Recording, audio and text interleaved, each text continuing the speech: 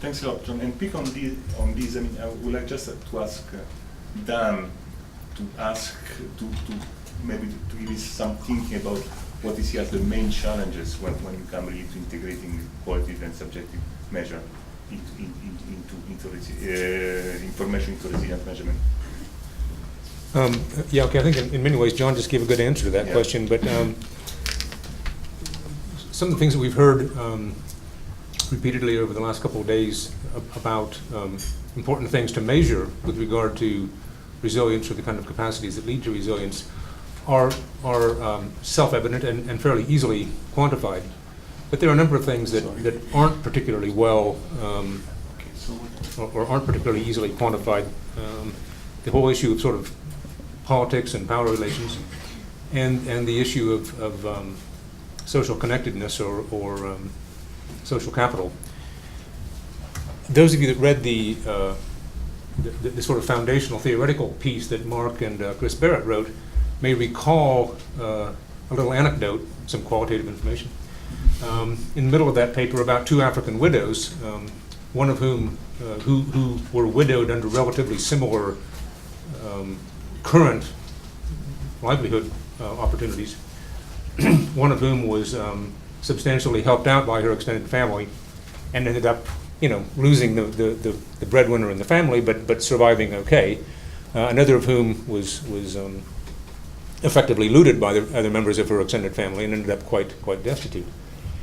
It's easy to tell, and clearly that factor alone, the nature of familial relationships for those two widows defined their trajectory in the aftermath of losing the primary breadwinner in the household.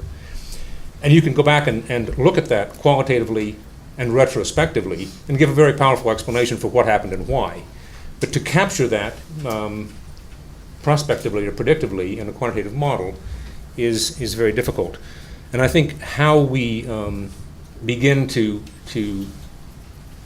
take that kind of qualitative information and think about ways that we can incorporate it into what will inevitably be the more sort of dominant form of resilience analysis, I think is one of the big challenges. And you could say it about a lot of the other sort of areas of resilience capacity as well, but that's one kind of example.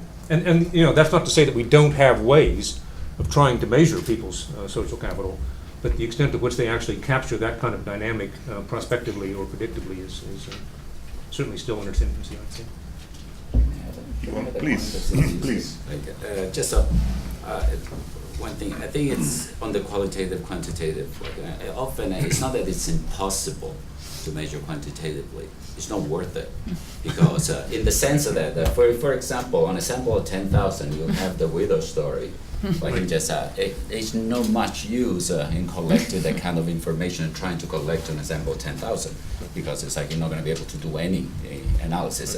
So I think that's an important point to make. It's like it's not that you will not be able to convert those questions, the retrospective questions, or a kind of like repeated measurement through repeated measurement, for example. But I think it's more of the question is like whether it's worth it, whether it's feasible, and goes to the issue of cost, because they're like a trade-offs there.